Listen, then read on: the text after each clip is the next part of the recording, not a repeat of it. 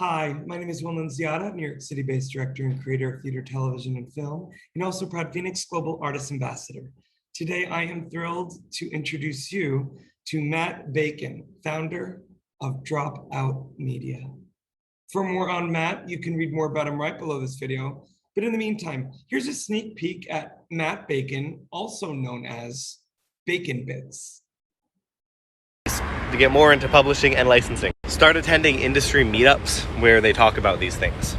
Make friends with independent filmmakers in your area and see if they need music and start engaging with them. Get an IMDb Pro account and you can meet music supervisors there who you can start to build a relationship with to get some music placed. Follow for more, follow back, DM for private consultation. Well, hello, Matt. How are you? I'm good. How are you? Thank you for having me, Will.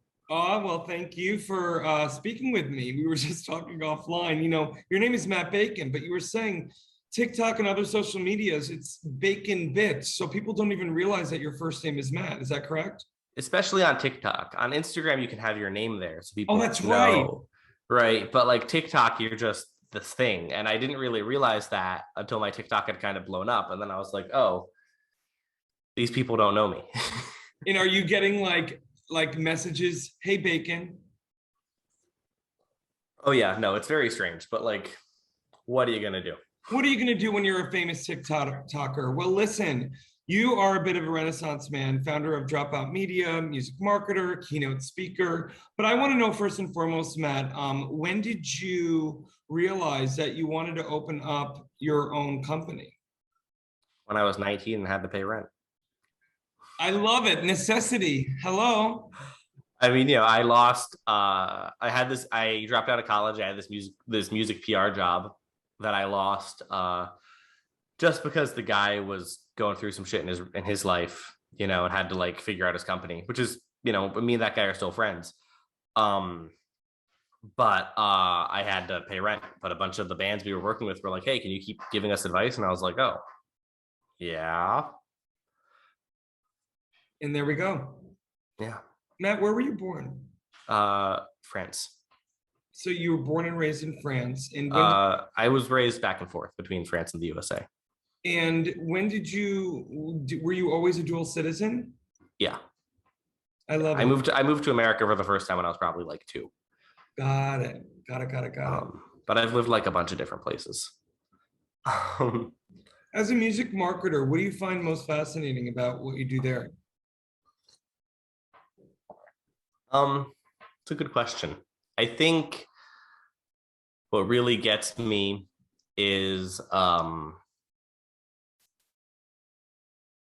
when you can find a way to bring people their new favorite band. You know what I mean? And like when you see comments that are like one of my favorite comments of all time that I got in an ad was like, fuck Facebook for trying to know me, but I really like this song. I love it. And I thought that was really good. That I was like, this guy is mad that he's getting ads, but we managed to serve him the perfect ad. Do you know what I mean? Oh, absolutely. And what I also love about what you do is, I mean, just perusing your TikTok and Instagram, especially, you have these little, I don't even know what you would call them. What do the kids call them? These little quick, like snippet, quick. Yeah. Like the Bacon Bits videos, They're literally the Bacon Bits. They're bits of, what would you call it? It's just a video series. It's just a content series, right? It's just like establishing brand. Like, I think it's just silly to me because it's like such an easy way to build brand, like it takes me literally 15, 20 minutes a day. And what I love so much about it too, Matt, is that like you've kind of taken this whole notion that, it's hard. People are very, they're busy. They want things in quick little, you literally give them digestible boop. Yeah, that's the idea, and like I'm even thinking now about like what happens if I do 6 a day, because I do 4 a day right now, which is more than anyone. But what if I did 6 a day and was like triple anyone? That would be really cool. Were you doing this before, TikTok took off? Yeah, I've been doing this for about 3.5 years. Got it. So you were almost like ahead of the game. You were almost doing like what TikTok is, kind of doing now on other social media platforms. Yeah, the transition was pretty, after I learned how to use TikTok and do stuff on TikTok, the transition was fairly easy. How did these videos come about? I mean, did you just wake up one day? Did someone suggest it to you? Were Yeah, you always doing my it? friend Curtis Dewar suggested it to me, and he was kind of doing something similar, and I was able to kind of take it to the next level. And then there's been a few interesting iterations at first, you know, because I have the cigar, which is obviously kind of a joke. But at first I had the cigar and like a bunch of rings. Like I was really leaning into it. You know, but like it's just kind of evolved Yeah, as you've over the done it. years. Yeah, you know, and I feel like now it's in its most effective state. You found your Uh sweet spot. yeah, but you know, I'm sure there are more ways to improve it, and I'm sure there are more, you know, there's so much I don't understand about TikTok that like my little sister will show me, Yeah, right. who's only like 3 years younger than me, but like still knows way more, Yeah. which is very jarring. Um, and you know, I'm sure there are ways to keep improving it, but you know, it's just you got to keep refining this thing, and you got to keep understanding. You know, I think the big improvement that came early on, my roommate Sarah, before she lived with me, told me to start filming them outside. Ah, And that really helped with the lighting, made things a little bit more compelling, yada, yada, yada. yeah. So, you know, I think it's just important to just create. I like that, you know, it makes me sort of my own case study where it's like, well, look, I create a fuckload of content and I get a bunch of followers and a bunch of sales and a bunch of cool Right. interviews with nice men with good paintings in their background. Um, you know what I mean? No, I Which is hear you, important. Matt. I'm also curious to know, Matt. You know, obviously these past 18 months have been trying for everyone, artists, humans, and everyone. I'm curious if your business model has needed to be amended at all with what you do with Dropout Media, or no? It's complicated because the business model is always evolving, That's right. right? I can tell you we're doing 4 times what we were doing at the beginning of the pandemic right now. Wow. You know, and we've grown every month for about a year. What do you attribute that to? Um, a couple things. I think the digital marketing stuff becomes a lot sexier when bands can't go on tour, Mm, right? I think TikTok was where I started to really see the gas, where it started to go from like incremental growth. Like it's like TikTok is where it went from like, oh, like I'm making a pretty nice little living and like doing all right for myself, to like now I have a full-time employee and 3 part-time people.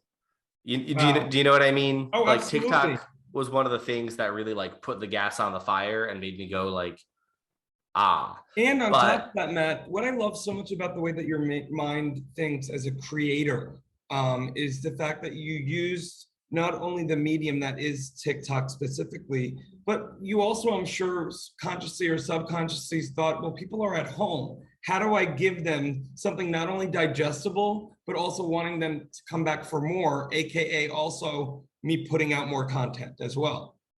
yeah, and I think that was another big piece for sure, is upping from, because I was doing 1 bacon bits a day until fall of last year. And then I was in London and we were locked down and it rained 13 days in a row. Wow. And I was like fucking miserable. Yeah. And yeah, and so I was just like, fuck it, let's just see what happens if I make 4 videos a day. I love it, Matt. Well, look at, I could talk to you forever, but I want to say this. I love that artists can be looking at this, artists especially, but people, anyone, that, you know, if you have an idea, you just do it. And I like that, you know, my first question, you're like, I was 19 and, you know, need a job. You know, you do this out of necessity. Yeah, Through the doing, Matt, you have been yeah, unafraid to make mistakes because it's through the imperfections. You've been able to, you know, mold and perfect as the, you know, as best you can in an ever-changing world, you know, your business and also your brand. And it's really admirable, really. I appreciate that, man. I appreciate that. Well, Matt, for more on you, everyone can look more about you, up about you below this video. And Matt, I'm very grateful for your time today. Thank you so much, Will, for having me. Thank you. In the digital age, artists and bands struggle to make a living. In fact, only a small number of artists can live off their craft. For the 98% of artists that don't have the luxury of being signed to a label, it's tough. But artists deserve to live off their art. Wherever you are around the world, appreciation of music does not change.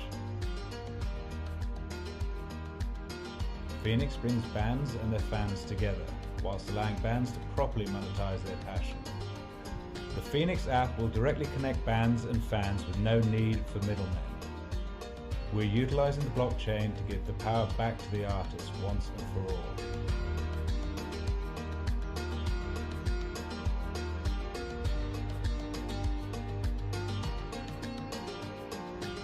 Join FENIX, join the change.